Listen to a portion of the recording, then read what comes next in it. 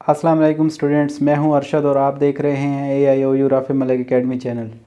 Dear students, आज की इस वीडियो में हम बात करते हैं कि टीचिंग जॉब के लिए हमारी कौन सी डिग्री होना मस्ट है। यानी ऐसी कौन सी डिग्री है जो हम करेंगे तो हमारी टीचिंग जॉब लग जाएगी या टीचिंग जॉब जो है लगना आसान हो जाएगी। तो डियर स्टूडेंट्स, बहुत से स्टूडेंट्स के ये क्वेश्चन आते हैं मुझे, वो कह रहे हैं कि हमने ये डिग्री कर रखी है, हमने ये डिग्री कर रखी है, तो आगे हम क्या करें। तो आज इस वीडियो में मैं आपको डिटेल से बता देता हूँ आपकी एजुकेशन के लिहाज से और कि कौन सी डिग्री आपने किस वक्त करनी है तो आपको ज़्यादा फ़ायदा देगी। तो वीडियो को आखिर तक देखिएगा, वीडियो को लाइक करें, चैनल को सब्सक्राइब करें, बेल आइकन को प्रेस करें और जो है वीडियो को लाजमी शेयर करें सबके साथ। अच्छा स्टूडेंट्स, अब बात कर लेते हैं हमारी एजुकेशन के लिहाज से। अगर FA, BA और MA ये तीन किस्म के स्टूडेंट्स हैं तो हम इनको आज डिस्कस करते हैं। अगर एक बंदे ने FA कर रखा है तो अब उसको अगर वो कहता है कि जी FA के बाद मेरी जॉब लग जाए, एज ए टीचर मैं कहीं पे मेरी जॉब लग जाए, तो वो फिर B.Ed करेगा। B.Ed जो होगा वो उसको 4 साल में पड़ जाएगा। यानी FA अगर किया है, FA के बाद अगर आप B.Ed करोगे तो वो आपको 4 साल में पड़ जाएगा। उसकी 8 सेमेस्टर होंगी और एक सेमेस्टर की तकरीबन ख़र्चा जो है राउंड अबाउट 20 से 22 हज़ार तक हो जाता है। तो अगर FA के बाद आप B.Ed कर लेंगे तो वो आपको 4 साल में डिग्री मिल जाएगी और आप एज ए टीचर काम कर सकते हैं या कहीं पे भी जॉब आएगी तो आप अप्लाई कर सकते हैं। लेकिन मेरा मशवरा FA के स्टूडेंट्स को ये है कि वो बजाय B.Ed करने के 2 साल की जो एसोसिएट डिग्री एजुकेशन का जो प्रोग्राम होता है तो वो उसमें एडमिशन ले लें और वो उनको 2 साल में जो है वो उसकी 4 सेमेस्टर होती हैं और वो उसका ख़र्चा भी कम होता है और वो आप उनको 2 साल में मिल जाएगी। उसके बाद भी वो टीचिंग के लिए अप्लाई कर सकते हैं, एसोसिएट डिग्री की बिना पर भी टीचिंग के लिए अप्लाई कर सकते हैं। और अगर टीचिंग के लिए अप्लाई ना भी करें तो 5वीं सेमेस्टर से फिर ये BS ऑनर या BS के लिए जो है वो एडमिशन ले सकते हैं, यानी अपनी एजुकेशन कंटिन्यू कर सकते हैं। तो इसके बाद आ जाता है BA के स्टूडेंट्स। तो BA अगर एक स्टूडेंट ने BA कर रखा है तो अब वो कहता है कि यार मैं कौन सी डिग्री करूं कि मैं टीचिंग जॉब के लिए एलिजिबल हो जाऊं। तो उसको चाहिए कि वो B.Ed कर ले। B.Ed जो BA के बाद आप जब करेंगे तो वो आपको 2.5 ईयर में पड़ जाएगा, यानी 2.5 साल में आपको यानी 2.5 साल में B.Ed की आपको डिग्री मिल जाएगी और आप एज ए टीचर कहीं पे भी अप्लाई कर सकते हैं। जब भी जॉब आएगी और वहाँ पे अगर B.Ed मांगते हैं तो आप वहाँ पे अप्लाई कर सकते हैं। तो BA के बाद जो कैटेगरी आ जाती है वो MA की आ जाती है। तो अगर एक स्टूडेंट ने MA कर रखा है तो उसको चाहिए कि वो B.Ed कर ले और उसको जो है वो B.Ed जो है वो 1.5 ईयर का पड़ जाएगा। यानी अगर आप मैट्रिक के बाद FA के बाद MA करेंगे तो वो आपको 4 साल में पड़ जाएगा। BA के बाद B.Ed करेंगे तो वो आपको 2.5 ईयर में पड़ जाएगा और MA के बाद जब आप B.Ed करेंगे तो वो वही B.Ed जो होगा वो आपको 1.5 ईयर में मिल जाएगी उसकी डिग्री, और उसका ख़र्चा भी कम होगा और टाइम भी कम लगेगा। डियर स्टूडेंट्स, आपसे यही रिक्वेस्ट है कि आप अगर B.Ed और M.Ed करना चाहते हैं, जो भी MA के स्टूडेंट्स हैं तो उनको चाहिए कि वो B.Ed M.Ed के बजाय जो है वो MA एजुकेशन कर लें, क्योंकि MA एजुकेशन जब कर लेंगे तो वो उनको B.Ed और M.Ed के इक्वल डिग्री है। कहीं पे भी अगर MA एजुकेशन के लिए या B.Ed या M.Ed की रिक्वायरमेंट होती है तो वहाँ पे MA एजुकेशन वाला अप्लाई कर सकता है। यानी ये B.Ed, M.Ed और MA एजुकेशन ये तीनों यानी B.Ed, M.Ed, B.Ed plus M.Ed और MA एजुकेशन ये आपस में इक्वल हैं। तो अगर एक स्टूडेंट ने MA कर रखा है तो अगर वो उसका इरादा है कि जी मैंने आगे B.Ed और M.Ed में एडमिशन लेना है तो फिर वो उसको चाहिए कि वो MA एजुकेशन कर ले। एक तो वो उसको सस्ती पड़ जाएगी क्योंकि उसकी 4 सेमेस्टर होती हैं और बीएड और एमएड फिर इसको थोड़े महंगे पड़ जाएंगे, टाइम भी ज़्यादा लगेगा क्योंकि वो 5 सेमेस्टर पढ़ जाएंगे। 1.5 ईयर बीएड का पड़ जाएगा और 1 साल जो है एमएड का होगा। तो इस तरह जो है उसको जो एमए कर रखी है जिस स्टूडेंट ने, उसको चाहिए कि वो एमए एजुकेशन में एडमिशन ले ले। जैसा कि एचईसी ने अब 2 साल के लिए आपको परमिशन भी दे दी है कि आप मज़ीद एमए कर सकते हैं किसी भी सब्जेक्ट में। तो ऐसे स्टूडेंट्स जिन्होंने एमए कर रखा हुआ है एक सब्जेक्ट में और वो आगे बीएड और एमएड करना चाहते हैं, तो उनको चाहिए वो एमए एजुकेशन कर लें। वो उनको 2 साल में डिग्री भी मिल जाएगी और उनके लिए बेहतर भी हो जाएगी, कम टाइम में उनको डिग्री मिल जाएगी। अच्छा, तो ये तो हो गई डिग्रियों की बात कि आपने कौन सी डिग्री किस टाइम करनी है अपनी एजुकेशन के लिहाज से। अब बात कर लेते हैं कि इन डिग्रियों में होता क्या है, इसका प्रोसेस कैसे होता है और इसमें आपने क्या कुछ करना होता है। अक्सर स्टूडेंट्स मुझसे कहते हैं कि जी बीएड जो हम करते हैं क्या वो हम उर्दू में कर सकते हैं या वो इंग्लिश में करते होते हैं। तो डियर स्टूडेंट्स, पहला क्वेश्चन यही होता है कि बीएड इंग्लिश में होता है या उर्दू में होता है।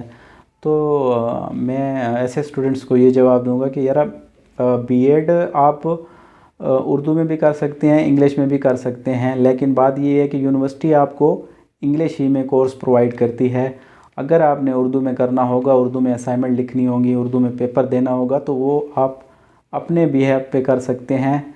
यानी आप ख़ुद फिर की बुक्स या उर्दू की बुक्स मार्केट से लेंगे और फिर ख़ुद तैयारी करेंगे। यूनिवर्सिटी आपको जो बुक प्रोवाइड करेगी पीडीएफ में, वो इंग्लिश फॉर्मेट में होंगी।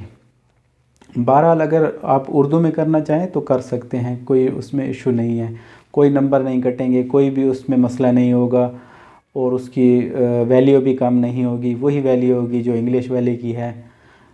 तो एक क्वेश्चन ये हो गया। दूसरा क्वेश्चन ये हो गया कि इसकी बीएड की क्या एक्टिविटीज़ होती हैं, या कैसे हम अगर एक बंदा बीएड करना चाहे तो उसको क्या क्या चीज़ें करनी होगी। डियर स्टूडेंट्स, याद रखिएगा बीएड में जब आप एडमिशन लेते हैं, जब पहले तो आपका एडमिशन कंफर्म हो जाता है, उसके बाद फिर आपको बुक्स मिल जाती हैं। फिर आपने बुक्स यानी पीडीएफ में होती हैं, एलएमएस पोर्टल पे आपको लिंक दिए जाते हैं और वो वहाँ से आप डाउनलोड कर लेते हैं बुक्स। फिर उसके बाद आपने असाइनमेंट्स टाइप करनी होती हैं, वो भी एमएस वर्ड में आपने टाइप करनी होगी और फिर पीडीएफ में कन्वर्ट करके फिर आपने सीएमएस पोर्टल पे अपलोड करनी होगी। असाइनमेंट्स के बाद जो है आपके पेपर होते हैं और पेपर के बाद फिर रिज़ल्ट आता है। पेपरों से पहले ही फिर आपने क्या करना होता है कि अगली सेमेस्टर का एडमिशन करा देना होता है। तीसरा क्वेश्चन ये होता है, आप स्टूडेंट्स की तरफ से तीसरा क्वेश्चन ये आ सकता है कि इसमें क्या प्रैक्टिकल वर्क भी होता है, क्या थीसिस वगैरह होते हैं या टीचिंग प्रैक्टिसेस होती हैं। तो उसके लिए मैं ये जवाब देना चाहूँगा कि इसमें किसी न किसी सेमेस्टर में आपने 2 टीचिंग प्रैक्टिस 1 और टीचिंग प्रैक्टिस 2 करनी होती है। टीचिंग प्रैक्टिस 1 में क्या होता है, आपने 14 दिन की आपकी टीचिंग प्रैक्टिस होती है, उससे पहले 7 दिन की वर्कशॉप होती है और फिर 14 दिन की आपने टीचिंग प्रैक्टिस करनी होगी किसी भी प्राइवेट या सरकारी इदारे में, और फिर वहाँ से आपने सर्टिफिकेट बनवानी होगी वो सबमिट करनी होगी यूनिवर्सिटी को। इसके बाद फिर जो है उसका नंबर आ जाता है टीचिंग प्रैक्टिस 2 का। तो उसमें भी यही होता है कि आपने जो है 6 वीक्स आपने टीचिंग प्रैक्टिस करनी होती है किसी भी स्कूल में। फिर वहाँ से आपने वो बनानी होती है, एक सर्टिफिकेट बनवानी होती है कि जी स्टूडेंट ने इसी स्कूल में जो है वो टीचिंग प्रैक्टिस की है। और फिर उसके बाद फिर आपने 40 लेसन प्लान बनाने होते हैं और अटेंडेंस रिकॉर्ड भी आपने बनाना होता है। जो आपने 40 दिन गुजारे हैं किसी स्कूल में तो उसका आपका अटेंडेंस का रिकॉर्ड होगा। तो ये 40 लेसन प्लान की जो फ़ाइल होती है, फिर उसी में आपने जो है अपनी अटेंडेंस का रिकॉर्ड और अपनी जो वो है टीचिंग प्रैक्टिस सर्टिफिकेट जो होती है वो उसी फ़ाइल में आपने स्कैन करनी होती है। और फिर उसी फ़ाइल जो आपके 40 लेसन प्लान की फ़ाइल होती है उसको आपने पीडीएफ में कन्वर्ट करके जो है सीएमएस पोर्टल पे अपलोड करना होता है। तो इस तरीके से फिर आपका जो है टीचिंग प्रैक्टिस का मरहला जो है वो कंप्लीट हो जाता है। इसके बाद फिर ये होता है कि आपने एक रिसर्च भी करनी होती है, एक प्रोजेक्ट बनाना होता है उसमें क्या होता है कि यूनिवर्सिटी जो है आपको जो है टीचिंग एक वर्कशॉप होती है आपकी 3 दिन की। फिर उसमें जो है आपको 2 सुपरवाइज़र जो हैं यूनिवर्सिटी की तरफ से प्रोवाइड किए जाते हैं, और उसमें तकरीबन 14 जो है आपकी मीटिंग्स होती हैं उनके साथ, वो मुख्तलिफ़ मराहिल के में होती हैं। और 2 महीने का आपको टाइम दिया जाता है। उसमें फिर आपको यूनिवर्सिटी की तरफ से एक थीम दी जाती है, फिर एक उसमें फिर आपने कोई सब थीम सिलेक्ट करनी होती है, और सब थीम के ऊपर फिर आपने एक जो है टॉपिक बनाना होता है या सिलेक्ट करना होता है, और फिर उस टॉपिक के ऊपर आपने रिसर्च करनी होती है। और वो सारी रिसर्च जो है फिर आपने एक MS वर्ड फाइल में टाइप करनी होती है, और फिर उसको PDF में कन्वर्ट करके आपने LMS पोर्टल पे अपलोड करनी होती है। जो आपका यूज़र ID और पासवर्ड है वो लगा के फिर आपने अपलोड करनी होती है। तो इस तरीके से आपका जो पूरा B.Ed का तरीक़ाकार है वो इस तरह कंप्लीट हो जाता है। तो स्टूडेंट्स, उम्मीद करता हूँ आपको ये इन्फॉर्मेटिव वीडियो अच्छी लगी होगी। अच्छा डियर स्टूडेंट्स, इसके अलावा अगर आप एक बंदा है उसने MA किया हुआ है, तो वो B.Ed और M.Ed दोनों करना चाहता है, तो उसको चाहिए कि वो B.Ed और M.Ed करने के बजाय MA एजुकेशन कर ले। तो वो उसको 2 साल में MA एजुकेशन मिल जाएगी, और B.Ed M.Ed जो है वो उसको 2.5 साल में मिलेंगे। तो इस तरह उसको आधे साल का फ़ायदा हो जाएगा और ख़र्चा भी कम हो जाएगा। तो डियर स्टूडेंट्स, उम्मीद करता हूँ आज की वीडियो में मैंने आपको अच्छी तरह से समझा दिया होगा कि टीचिंग जॉब के लिए कौन सी डिग्री ज़रूरी है। यानी टीचिंग जॉब के लिए आप एसोसिएट डिग्री भी कर सकते हैं, आप B.Ed भी कर सकते हैं, और MA एजुकेशन भी कर सकते हैं, और M.Ed भी कर सकते हैं। बहरहाल ये आपकी चॉइस होती है, आपकी जो है वो जो ज़रूरत होती है वक्त की, उसके मुताबिक ही आपने जो है वो डिग्री सिलेक्ट करनी होती है। तो इस लिहाज से चूँकि मैं अल्लामा इकबाल ओपन यूनिवर्सिटी से रिलेटेड हूँ, तो मैं आपको इस डिग्री के हवाले से ही गाइड कर सकता हूँ। बाकी ये है कि जॉब्स जो आती हैं गवर्नमेंट की होती हैं या प्राइवेट जॉब्स होती हैं, तो उनकी अपनी रिक्वायरमेंट होती है। कभी ऐसा होता है कि एक जॉब के लिए जो है उन्होंने B.Ed मांगा होता है, कभी ऐसा होता है कि वो B.Ed और साथ M.Ed भी मांग लेते हैं, कभी ऐसा होता है कि जी सिर्फ़ जो है MA एजुकेशन मांग लेते हैं। तो बहरहाल ये जॉब की रिक्वायरमेंट होती है। बाकी ये है कि अगर आप, मेरा मशवरा ये है कि अगर आप पहले अपनी एजुकेशन MA तक कंप्लीट कर लें, ठीक हो गया, फिर उसके बाद आप B.Ed और M.Ed करना चाहें तो वो कर लें, या MA एजुकेशन कर लें। तो उसका फ़ायदा ये होगा कि जब आपका टेस्ट होता है तो टेस्ट में फिर आपके सारे नंबर जो हैं वो सारा स्कोर जो है काउंट होता है, और आपका एग्रीगेट निकलता है और आपका मेरिट निकलता है। तो उसमें अगर एक बंदे ने एक बंदे ने अगर मैट्रिक FA के बाद B.Ed किया होगा, और एक बंदे ने है जो MA के बाद जो है B.Ed किया होगा, तो वो MA वाला जो होगा वो उससे बाजी ले जाएगा, वो जॉब के लिए जो है वो उससे जॉब ले जाएगा, क्योंकि उसने जो उसका जब स्कोर काउंट होगा तो उसमें वो FA के मार्क्स भी आ जाएंगे, BA के आ जाएंगे, MA के आ जाएंगे, फिर B.Ed के आ जाएंगे। और अगर एक स्टूडेंट है उसने FA के बाद B.Ed किया है, तो उसके मैट्रिक के मार्क्स आएंगे, FA के मार्क्स आएंगे, और जो है वो और B.Ed के मार्क्स आएंगे। तो ना ही उसके BA के मार्क्स जमा होंगे, ना ही MA के मार्क्स जमा होंगे। इसी तरह BA वाले का भी यही हिसाब होगा, उसकी जो मार्क्स होंगे उसमें MA वाले मार्क्स जमा नहीं होंगे। तो इस तरह जो है वो MA वाला फिर बाजी ले जाएगा, वो आपसे जॉब ले जाएगा, और वो जॉब के लिए जो है वो एक्सेप्टेबल हो जाएगा, वो जॉब के लिए जो है क्वालिफ़ाई कर जाएगा। तो जब भी आपको जॉब एजुकेशन की साइड पे अगर आपने जाना है, आपने ये जहन में रख लिया है कि जी मैंने टीचर ही बनना है, तो उसके लिए पहले आप ऐसा करें, पूरी अपनी एजुकेशन MA कंप्लीट कर लें। MA जैसे ही कंप्लीट हो जाए तो आप B.Ed में एडमिशन ले लें, वो 1.5 ईयर में आपको मिल जाएगा। फिर आप जॉब के लिए अप्लाई कर सकते हैं। और अगर आप ये नहीं करना चाहते तो फिर MA के बाद फ़ौरन MA एजुकेशन कर लें, तो वो आपको 2 साल में डिग्री मिल जाएगी।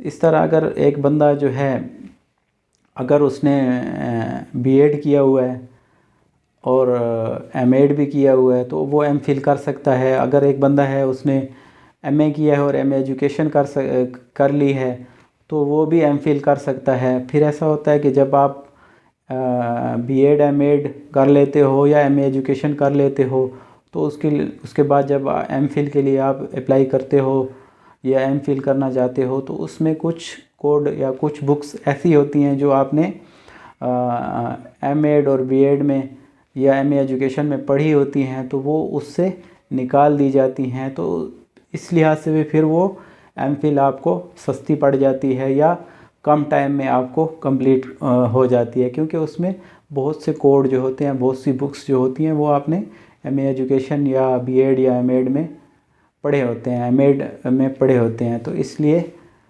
अगर आप एमफिल भी करना चाहें तो उसमें भी आपको एमए एजुकेशन जो है वो ज़्यादा फ़ायदा दे देगी। तो डियर स्टूडेंट्स, उम्मीद करता हूँ आज की वीडियो आपको अच्छी लगी होगी। इंशाल्लाह फिर मिलते हैं एक नई वीडियो के साथ। अपना ख्याल रखिएगा। अल्लाह हाफिज़।